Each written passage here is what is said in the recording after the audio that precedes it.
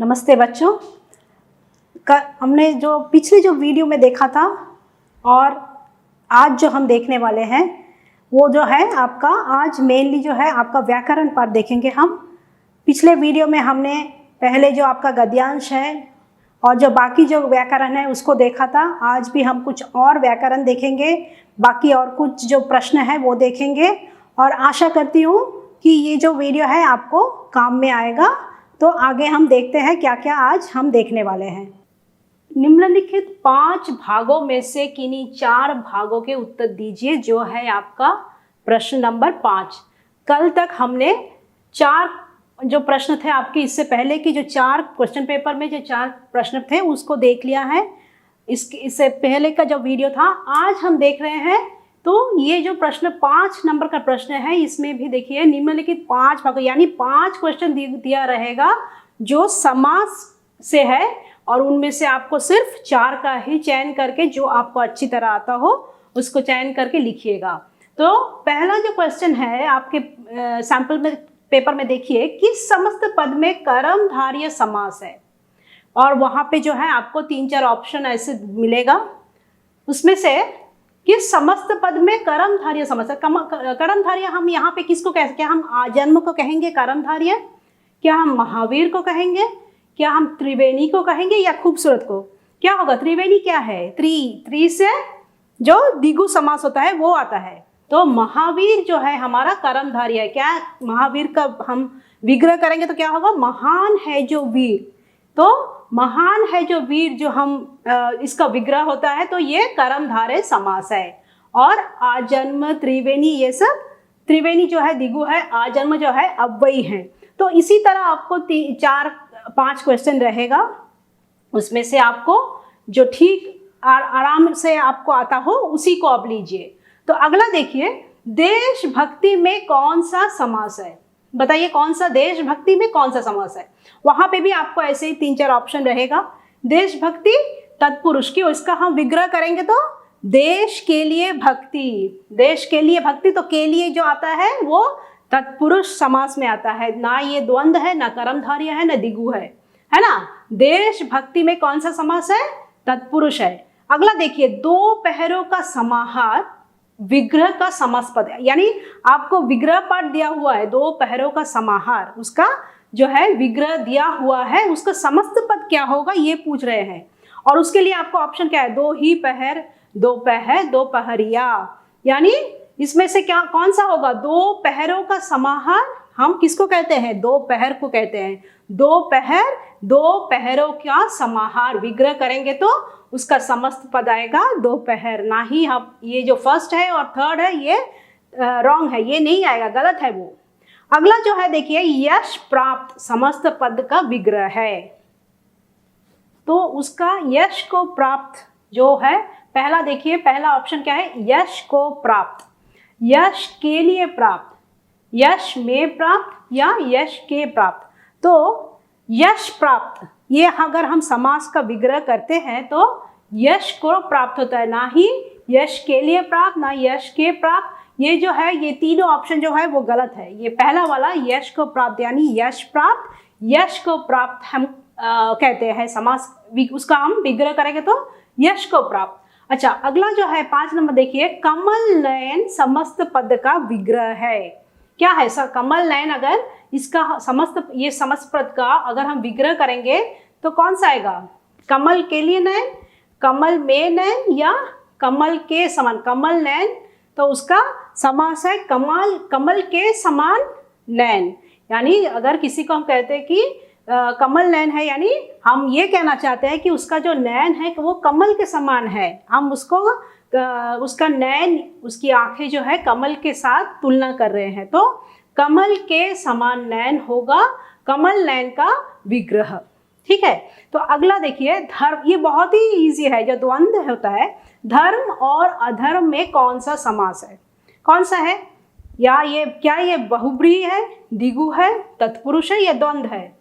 धर्म और अधर्म जो होता है वो द्वंद्व समास होता है ना। धर्म और अधर्म, रात और दिन, पिता और माता, ऐसे हम कहते हैं तो वो द्वंद्व समास होता है। बाकी जो तीनों ऑप्शंस है वो गलत है।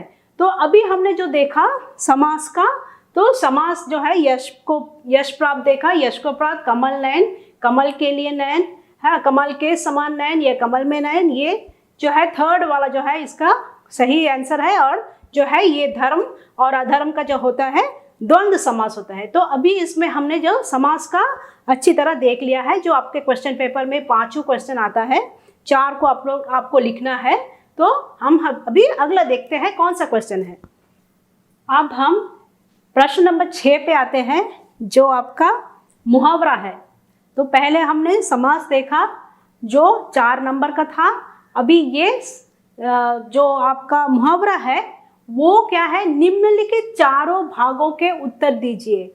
यानी आपको 4 ही मिलेगा, इसमें मुहावरे जो है उसमें कोई ऑप्शन नहीं है। 4 मिलेगा, आपको 4 ही लिखना है और 4 मार्क के लिए। तो प्रश्न नंबर 6 मुहावरे क्या लिखा, कैसे दिया जाता है मुहावरे का प्रश्न। देखिए यहाँ पे डर कर भाग जाना किस मुहावरे के अर्थ को दर्शाता है। यानी डर कर भाग जाना, अगर हम कहें ऐसा जो मुहावरा है डर कर भाग जाना, तो उसका मतलब क्या होता है, क्या उसका अर्थ को क्या दर्शाता है। उसके लिए जो 4 ऑप्शन है, क्या लगता है आपको, क्या उसका मतलब है दुम दबाकर भागना, या 9-2-11 होना, या फिर छूमंतर होना, या रफू चक्कर होना।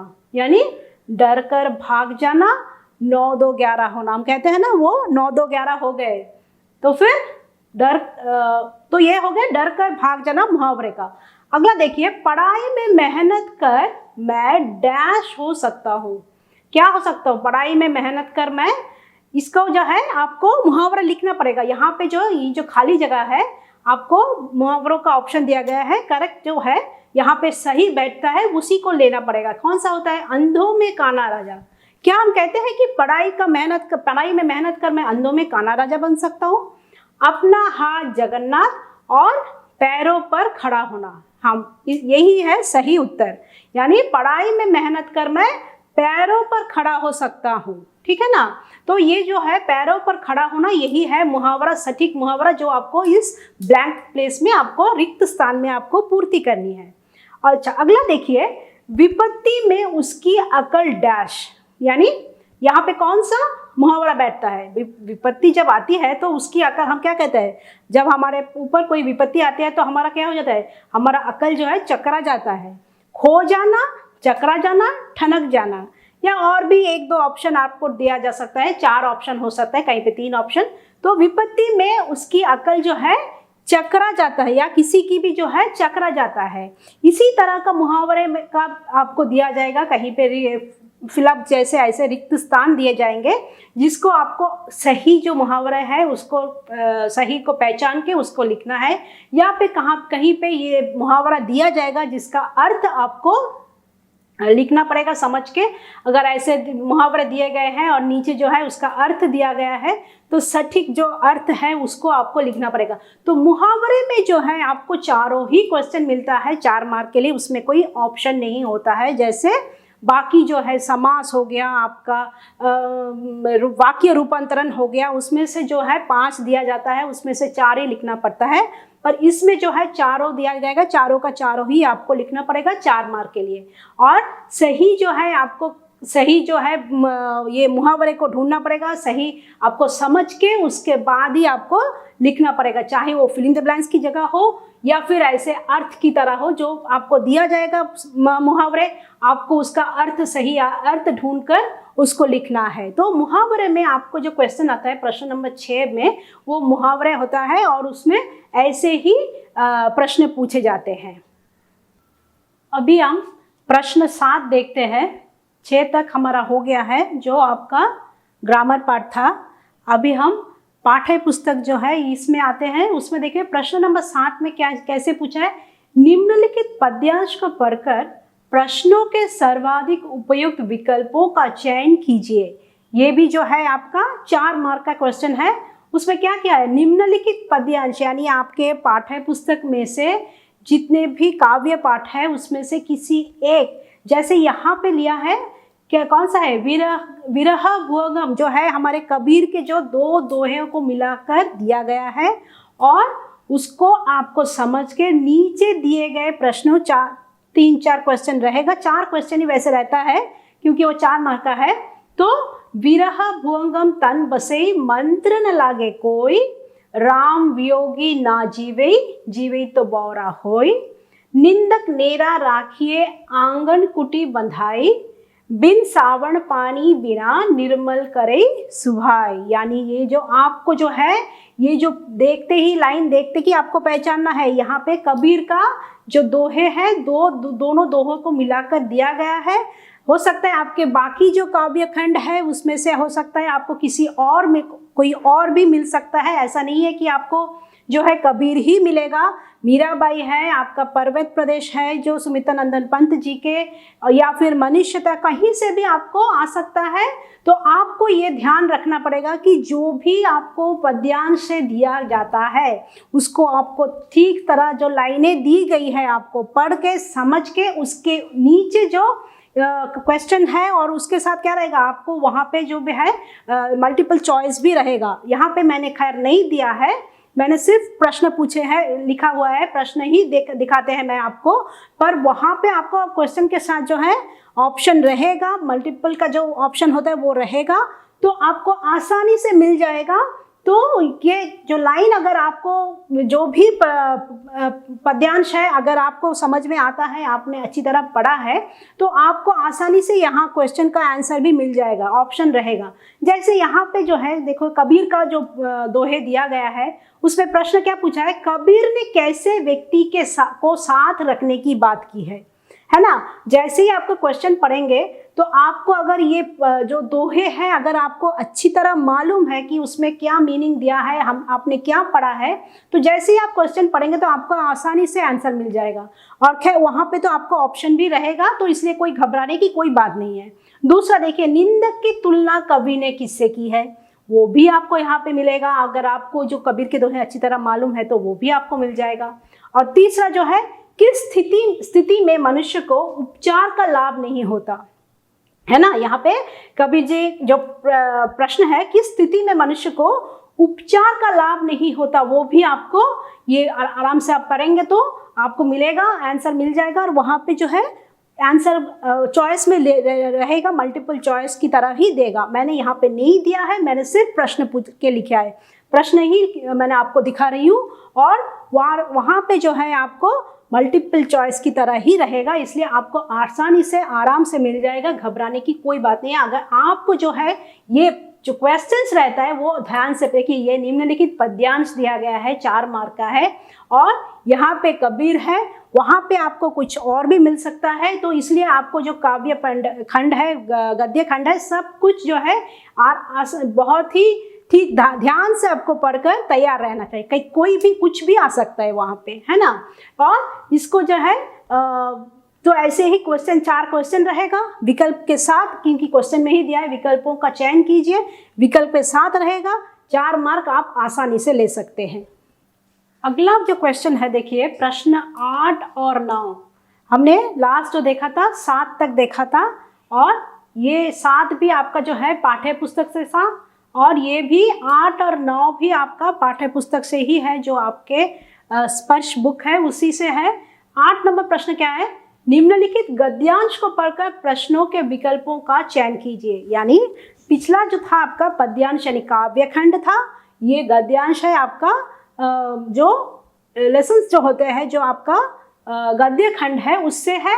और 2 क्वेश्चन ऐसे रहेगा, ईच जो है आपका 5 मार्क्स का है, और वहाँ पे जो आपके गद्य खंड का से कोई भी लेसन हो सकता है, जैसे बड़े भाई साहब हो, तांतारा वामिरो हो, आप कहा दूसरों के जो भी लेसन है, कारतूस हो, कहीं से भी आपका एक पैसेज लेके दोनों में ही वही सेम रहेगा, किसी इसमें एक को किसी भी क्वेश्चन से लेसन से आ सकता है, और प्रश्न नंबर 9 में भी किसी और से आएगा।